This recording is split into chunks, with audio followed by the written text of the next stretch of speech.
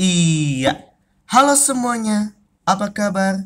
Pada kesempatan kali ini saya kembali membahas firman Tuhan. Dan pada kesempatan kali ini, di bulan ini saya akan mengambil tema Yusuf. Mulai dari tanggal 8 sampai 29, ya. Dan pada kesempatan kali ini saya akan membahas Yusuf dan saudara-saudaranya yang bisa kalian baca di Kejadian 37, ya. Saya akan memberikan latar belakang dari si Yusuf ini. Jadi, Yusuf ini anaknya Yakub. Yakub ini anaknya Ishak. Bisa dibilang anak bungsu. Dan Ishak adalah anak Abraham yang sebenarnya. Ya, karena dia yang akan meneruskan keturunannya sampai ke keturunan Yesus Kristus. Oke. Dan pada kesempatan kali ini saya juga akan menceritakan siapa saja saudara-saudara Yusuf. Ya.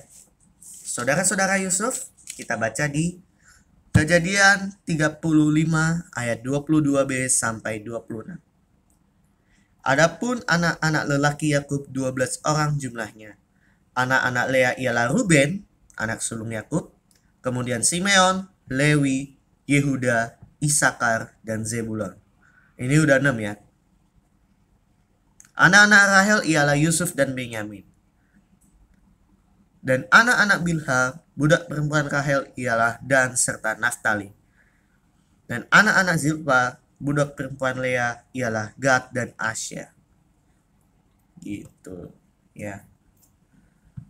Jadi ada 12 anak, 6 dari Lea, 2 dari Rahel, 2 dari budaknya Lea, yang tadi namanya Zilpa, dan 2-nya lagi dari Bilha, budaknya Rahel. Ya, jadi ada 4. Ada 4 kayaknya. Dari 4. Ya. Dan kalau kalian baca di pasal 34, Dina itu ada ya. Ada anak perempuan juga, dia namanya Dina ya. Dia ini anaknya Lea ya. Jadi Lea kemungkinan punya 7 anak, 6 laki, 1 cowok. Salah, kebalik. 6 cowok, 1 cewek ya. Gitu ya. Dan sekarang kita fokus ke Yusuf. Yusuf ini bisa dibilang masih muda. Kenapa? Karena usianya masih 17 tahun ya. Dan dia itu masih muda dan biasanya jaga kambing domba ya. Bersama dengan semua saudaranya, terutama untuk anak-anak Bilha dan Zilpa. Ya. Anak-anak Bilha dan Zilpa tadi siapa aja? Gad, Asher, dan serta Naftali ya. Setelah itu Yusuf menyampaikan pada ayahnya tentang apa yang diperbuat oleh kakak-kakaknya itu sangat jahat. Ya. Dan ternyata Yakub lebih mengasihi Yusuf dibanding semua saudaranya. Bahkan Benyamin yang merupakan anak Yusuf pun tidak. Belum tentu kasihnya segede kasih ke Yusuf ini. Ya. Kenapa? Yusuf adalah anak yang dikasihi oleh Yakub. Karena anak itu adalah anak yang lahir pada saat masa tuanya. Jadi pas dia udah tua, si Yakub lah sama Rahel ya. Rahel melahirin anak namanya Yusuf ya. Yusuf dulu ya. Baru habis Benyamin, si Rahelnya mati gitu ya.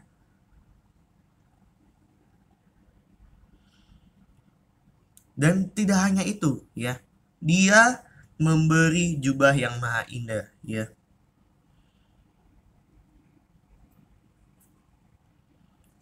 Karena itu indah sekali ya. Dan kalian tahu ini hadiah ayahnya ke Yusuf waktu dia 17 tahun. Ya.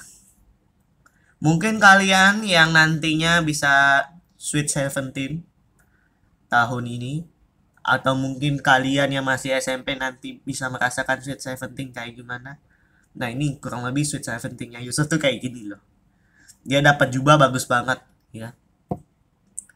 Kalau di ilustrasi, jubah yang didapat Yusuf itu sangat bagus. Kenapa? Selain karena mahal, warnanya juga beragam. Ya.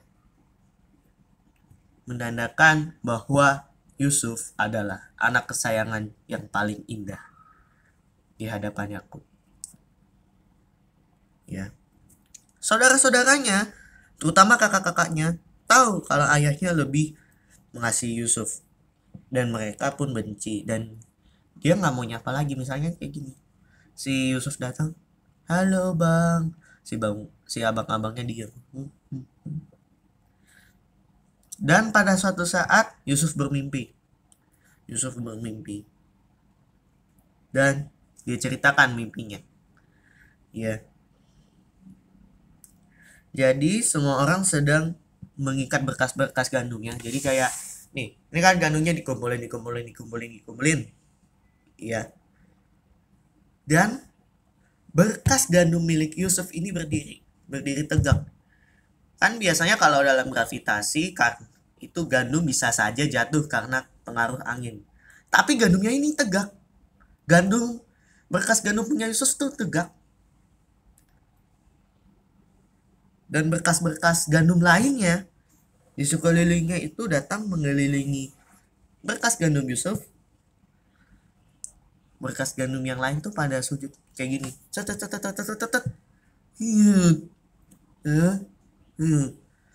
Sebenarnya lebih tepatnya berkas gandumnya tuh nunduk. Nunduknya itu kemana? Ke bekas gandumnya Yusuf. Itu. Dan saudara-saudaranya mengatakan, Kak, saudara-saudaranya makin benci ya gara-gara mimpi itu. Ya. Karena apakah engkau ingin menjadi raja atas kami? Apakah engkau ingin berkuasa atas kami? Ya makin kesal lah itu saudara-saudaranya. Tetapi sebenarnya kalau gandum mungkin akan ada suatu pertanda sih bagi Yusuf. Karena nantinya kalau kalian baca mungkin itu udah pasti ya. Karena gandum juga berkaitan nanti dengan saat Yusuf diangkat jadi penguasa ya. Nanti kalau kalian baca. Ya. Setelah itu Yusuf mimpi lagi. Ya. Yusuf ada mimpi lain. Ya. Dan ada matahari, bulan, dan 11 bintang sujud menyembah kepadaku. Dan diceritakan juga Yakub, bapaknya, dan 11 saudaranya. Sebenarnya artinya apa sih? Ya, matahari, bulan, dan 11 bintang itu menyembah Yusuf itu apa sebenarnya maknanya? Matahari itu sebenarnya melambangkan Yakub sendiri sebagai seorang ayah yang menyinari seluruh kehidupan anak-anaknya yang akan meneruskan keturunan Israel nantinya. Bulan menggambarkan kemungkinan besar ini ibunya. Ibu ya. Dan 11 bintang itu melambangkan sudah jelas saudara-saudara Yusuf. Ruben, Simeon, Yehuda, Lewi, Isakar, Zebulon, dan Naftali, Gad, Asher, habis itu Benyamin. Ya. Begitu. Setelah diceritain tuh mimpi, si bapaknya bilang, "Itu mimpi apa? Masa aku dan ibumu serta saudara-saudaramu menyembah kepadamu sampai ke tanah?" Bener kan yang aku bilang? Makna dari mimpi Yusuf itu kurang lebih seperti itu. Matahari si ayah si Yakub, bulan ibunya, entah itu 4 ibu tadi atau 1 ibu yang dimaksud itu Rahel atau apa, dan 11 bintang itu tadi saudara-saudaranya. Maka gara-gara mimpi itu saudara-saudaranya tambah iri, tetapi ayahnya menyimpan perkara itu dalam hatinya. Jadi semua saudara-saudaranya mengembalakan kambing domba dekat Sikem ya. Jadi setelah peristiwa mimpi Yusuf, habis itu Yakub berkata kepada Yusuf, ya, Bukankah saudara-saudaramu menggembalakan kambing domba dekat Sikem? Marilah engkau kusuruh kepada mereka. Yusuf berkata, baik Bapa, ya Bapa. Jadi Yusuf. Yusuf itu disuruh oleh Yakub. Ya, kalau kalian baca Alkitab mungkin ada nama-nama yang diselipin Israel. Kenapa bisa begitu? Karena nanti kalau kalian baca di kitab-kitab sebelumnya, terutama di kitab Kejadian 32 ayat 28. Nah, di situ dijelaskan bahwa nama dia adalah Israel ya. Jadi kadang-kadang ditulis Israel, kadang ditulis Yakub juga gitu. Ya. Maka Yusuf nurut, dia pergi ke Sikem dan mereka harus dilihat Yusuf juga ya, dipantau gitu. Jadi keadaan kambing domba juga ya harus dicek apakah itu sudah baik, dan habis itu kabarin ke saya. Dan Yakub menyuruh pergi ke lembah Hebron dan Yusuf pun sampai ke Sikem. Dan Yusuf berjalan ke sana dan kemari di padang dan bertemu dengan seorang laki-laki yang bertanya, apakah yang kau cari? Ya udah, aku mau mencari saudara-saudaraku. Katakan kepadamu di mana mereka mengembalakan kambing domba. Mereka telah berangkat dari sini, sebab telah kudengar mereka berkata, marilah kita pergi ke Dotan. Ya udah, si Yusuf pergi ke Dotan. Ya, dari jauh kelihatan, tapi sebelum dia dekat, mereka itu sebenarnya pergi ke Dotan mau ngapain? Mereka itu berpikir ya, 10 saudaranya ya, terutama kakak-kakak Yusuf, berencana untuk membunuh Yusuf, menyingkirkan Yusuf tepatnya. Ya, lihat tukang mimpi kita itu datang. Sekarang marilah kita bunuh dia dan kita lemparkan ke salah satu sumur ini. Lalu katakan, seekor binatang buas telah menerkamnya dan kita akan lihat nanti bagaimana jadinya mimpinya itu. Ruben sebagai kakak bilang, jangan bunuh dia. Jangan tumpahkan darah. Lemparkan dia saja ke dalam sumur yang ada di padang gurun ini. Tapi jangan bunuh dia. Dan dia maksudnya itu hendak melepaskan Yusuf dari tangan mereka dan membawanya kembali ke ayahnya. Dan Yusuf baru sampai dong. Dan apa yang terjadi? Baju yang mahal itu dirobek. Dirobek sama kakak-kakaknya. Dirobek. Habis itu Yusufnya dilempar ke sumur kosong. Sumur itu kering, gak ada air. Ya. Dan mereka duduk makan. Dan mereka melihat ada orang Ismail datang dari Gilead. Dan untanya membawa damar, balsam, dan damar ladan. Dan mereka ngangkut bareng-bareng ke Mesir. Dan Yehuda berkata, apakah untungnya kalau kita membunuh adik kita itu dan menyembunyikan darahnya? Mari kita jual dia kepada orang Ismail ini, tetapi janganlah kita apa-apakan dia, karena ia saudara kita, darah daging kita, dan saudara-saudaranya mendengarkan perkataannya itu. Ya udah, ini kan orang Ismail dari Gilead datang, karena tujuannya dia mau pergi ke Mesir nganterin barang ya, biasa paket-paket gitu. Si saudara-saudaranya, ya udah, mendingan jual ke Ismail, tapi jangan bunuh dia, sebab dia darah daging kita. Maka para saudagar Midian juga lewat. Yusuf diangkat ke atas dari dalam sumur itu terus dijual. Dan tahu nggak harganya berapa?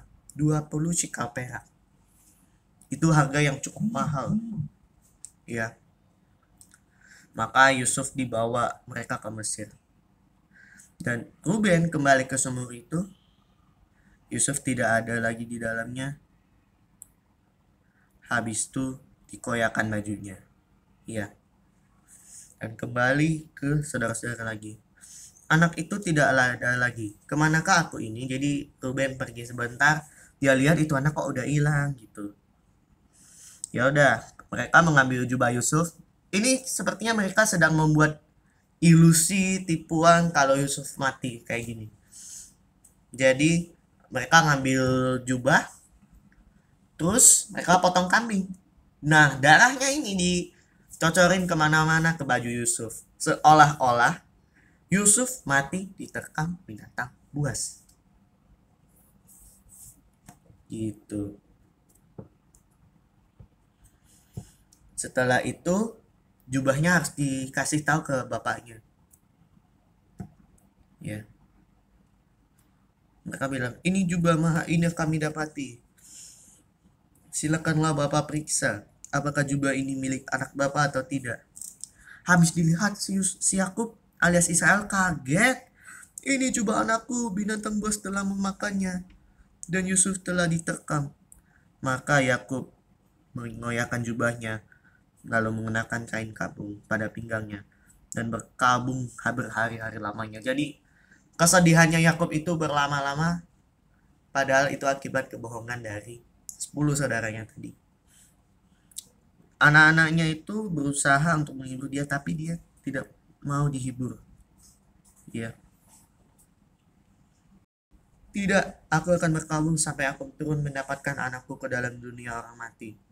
Maka Yusuf ditangisi sama bapaknya karena itu anak kesayangannya. Dan kondisi Yusuf sekarang, ya, dia habis dijual oleh orang Midian, dan dia bekerja kepada Potifar, pegawai istana Firaun, kepala pengawal raja. Ya, minggu depan kita akan bahas Yusuf bekerja bersama Potifar dan tuduhan oleh istri Potifar. Ya, kita akan lanjutkan minggu depan. Nah, apa pesan firman Tuhan pada kali ini? Ya, kita lihat dari sisi terluarnya dulu. Terluar, dan itu pasti sering kalian alami, saya jamin. Bagi kalian yang punya kakak, punya adik, punya kakak angkat, adik angkat, atau apa, tetap sayangi mereka.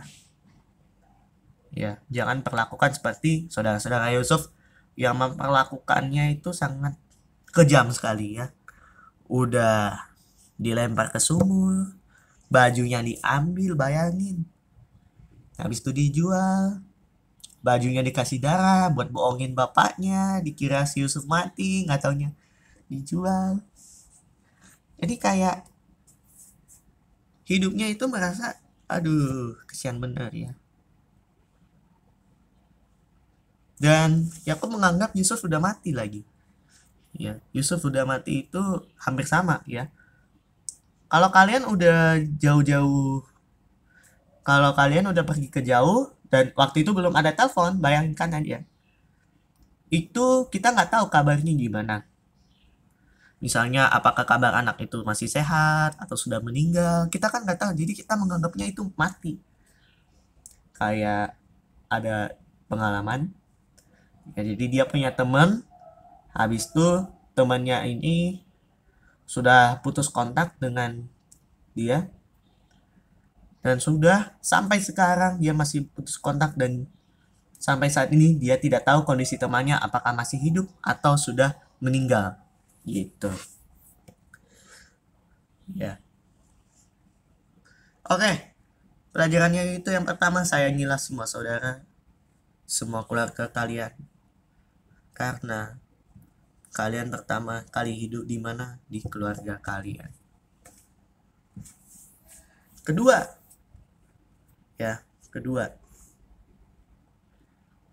cintailah saudaramu dengan penuh kasih, karena itu akan membuatmu bahagia. Yang ketiga, mengenai dusta dari para kakak-kakaknya, ya, hati-hati, karena itu bisa membuat orang berduka. Ya, kasihan. Itu kayak fitnah paling kejam sekali. Dikira adiknya mati, nggak taunya masih hidup. Ya, gitu. Ya, sekian pada firman hari ini. Ingat, Tuhan pasti akan menyertai kehidupan kalian, terutama untuk Yusuf. Ya, karena nantinya Yusuf akan mendapatkan posisi tertinggi, dan ini akan membuktikan bahwa Tuhan akan bekerja dalam kehidupan anak-anak Tuhan, walaupun dia mengalami berbagai pencobaan. Itu aja. Terima kasih. Tuhan Yesus memberkati. Sampai jumpa di minggu depan tanggal 15. Thank you. Tuhan Yesus memberkati. God bless you. Bye-bye.